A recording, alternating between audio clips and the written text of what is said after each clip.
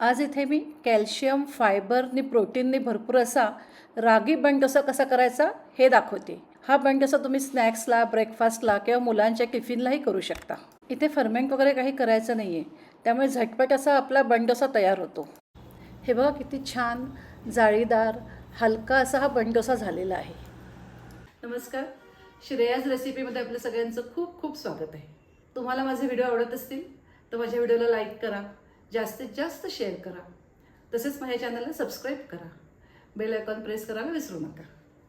चला तर मग आता असा हेल्दी रागी बन डोसा करूया. त्याच्याकरता इथे 1 वाटीभर नाचणीचं पीठ घेतलेलं आहे, 1 वाटी रवा घेतलेला आहे. हा मीडियम साईजचा रवा आहे. वाटीला थोडा कमी रवा घेतला तरी चालेल, जाडा बारीक कुठलाही रवा घेतला तरी चालेल. तेवढंच वाटीभर दही घालते. दही आंबट पाहिजे, त्याच्यामुळे या डोशाला चव खूप छान येते. वाटीभर पाणी मिक्स करते, दह्याच्याच वाटीत घेतलेलं आहे, लागेल तसं घालायचं. आता हे सगळं व्यवस्थित मिक्स करून घ्यायचं. हे अगदी प्लेन करून घ्यायचं. आता हे 15 मिनिटं झाकून बाजूला राहू दे. ह्याच्यात रवा घातलाय, तो छान भिजेल आणि नंतर मग डोसे करूया. इथे आपल्याला आता डोशात घालायला एक फोडणी तयार करायची आहे. त्याच्याकरता एका कढईत 4 चमचे तेल घेतलेलं आहे. तेल तापलं आहे, त्याच्यात 1 चमचा उडदाची डाळ आणि 1 चमचा हरभऱ्याची डाळ घालते. आता ह्या दोन्ही डाळी खमंग भाजून घ्यायच्या. आता ह्याच्यातच मी 7-8 काजूचे बारीक तुकडे केलेत ते घालते. काजू ऑप्शनल आहे. आपल्याला बघा काही ते हेल्दी हवं असतं आणि पुन्हा चटपटीत हवं असतं, तेव्हा तुम्ही असे रागी बन डोसे करा, खूप सुंदर लागतात. नाचणीमध्ये आयरन, कॅल्शियम सगळं भरपूर असतं. भाज्या घालतोय त्यामुळे फायबर आहे आणि डाळींमुळे प्रोटीन पण मिळतं. मुलांना टिफिनमध्ये द्यायला पण खूप छान प्रकार आहे. हे बघा, हे छान खमंग भाजून झालेलं आहे. काजूचा पण रंग बदललेला आहे. आता अर्धा चमचा मोहरी घालते. मोहरी उडायला लागलेली आहे. आता जिरं घालते. असं खरपूस भाजलं गेलं पाहिजे. थोडी कढीपत्त्याची पानं त्याचे बारीक तुकडे करून घेतलेत ते घालते. एका मिरचीचे तुकडे करून घेतलेत ते घालते. एक मोठा कांदा बारीक चिरून घेतलेला आहे तो घालते. एक गाजर बारीक किसून घेतलाय ते घालते. तुम्ही तुमच्या आवडीच्या दुसऱ्याही भाज्या घालू शकता. बारीक चिरलेली सिमला मिरची, बारीक चिरलेली फरसबी, मटार काही घालू शकता. आता हे सगळं थोडंसं सॉफ्ट होऊ दे, मऊ होऊ दे. आता ह्याच्यावरच थोडंसं मीठ घालते, त्यामुळे लवकर मऊ होईल. हे मीठ घातल्यानंतर अगदी 2 मिनिटं परतून घ्यायचं. आता कांदा गाजर छान मऊ झाले. आता मी गॅस बंद करते. गॅस बंद केल्यानंतर सुद्धा 1 मिनिट परतून घ्यायचं. आता ज्या भाज्या परतून घेतल्यात त्या गार होऊ देत, तोपर्यंत एक चटणी करूया. एका मिक्सरच्या जारमध्ये वाटीभर ओलं खोबरं घेते. पाव वाटीला सुद्धा कमी असं पंढरपुरी डाळं घेते. 3-4 लसूण पाकळ्या आणि एका मिरचीचे बारीक तुकडे करून घेतलेत ते घालते. थोडं जिरं, मीठ चवीनुसार घालायचं. थोडी चिंच घातली, त्यामुळे थोडी साखर घालते. आता चटणी वाटून घेते. चटणी सरसरीत हवी, त्याच्याकरता थोडं थोडं पाणी मिक्स करून चटणी वाटून घ्यायची. हे बघा, चटणी तयार झालेली आहे. आता ह्याच्यावर तुम्हाला हवी असेल तर तुम्ही थोडी फोडणी घालू शकता, नाही घातली तरी सुद्धा चालेल. आता 15 मिनिटं होऊन गेलेली आहेत. त्याच्यात जो रवा घातला होता तो छान आता भिजला गेलाय.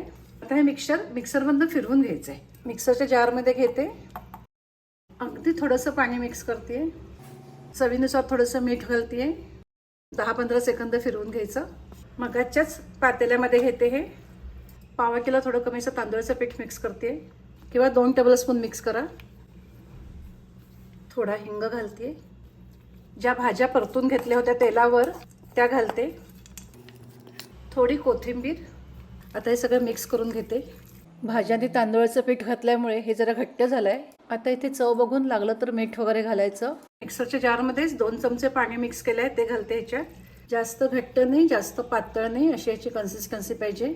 आपल्याला इझी घालता आला पाहिजे डोसा. हे बघा, अगदी थोडंसं पाणी मिक्स करते. पाणी तुम्ही अंदाज घेत घेत घाला, एकदम घालू नका.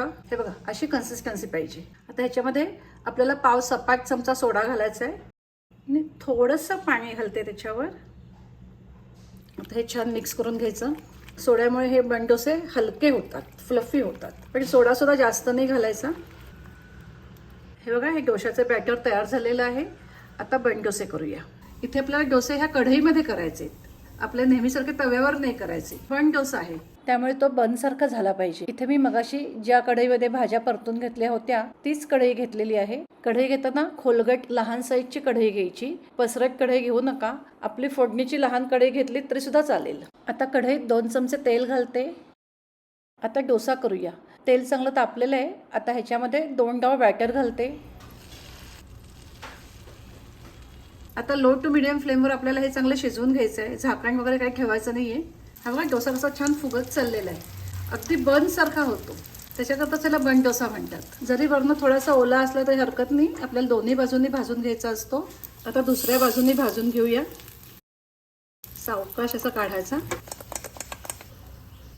दोन्ही बाजूंनी 1-1 मिनिट असा भाजून घ्यायचा. दुसऱ्या बाजूनी सुद्धा भाजून झालेलं आहे. काढूया. हा बघा किती सुंदर झाला आहे. त्याला छान जाळी आलेली आहे. एकदम फ्लफी झालेला आहे. हा बघा बन डोसा तयार झालेला आहे. हे बॅटर थोडं घट्ट होतं, त्यामुळे दरवेळी बन डोसा करताना आधी एखाद चमचा साधं पाणी मिक्स करायचं. आता दुसरा घालूया. 1 चमचा तेल घालतेय. आता ही कढई छान शिजन झालेली आहे, त्यामुळे तेल कमी घातलं तरी चालेल. मगाच सारखंच दोन्ही बाजूंनी 1-1 मिनिट चांगला खरपूस भाजून घ्यायचा. गॅसची फ्लेम लो टू मिडियमच पाहिजे. जरा होत आला कसा बघायचा. हे बघा हा होत आलेलाच आहे. एकदा कढई चांगली तापली की हे डोसे अगदी भराभरा होतात आणि नंतर तेल सुद्धा जास्त घालायला लागत नाही. असा खालनं इझी निघाला पाहिजे. हे बघा अशा रंगावर भाजला गेला पाहिजे. किती छान झालाय बघा हा सुद्धा. आपल्याकडे फोडणीची लोखंडाची लहान कढई असते, ह्याच्यामध्ये सुद्धा तुम्ही हा डोसा करू शकता. त्याच्यात थोडं कमी घालायचं मात्र. लोखंडाची कढई असल्यामुळे कढई लवकर तापते. हा बघा असं छोटे पण बन डोसे तुम्ही तयार करू शकता. आता असे सगळे डोसे करून घेते. हे बघा असे हे आपले रागी बन डोसे तयार झालेले आहेत.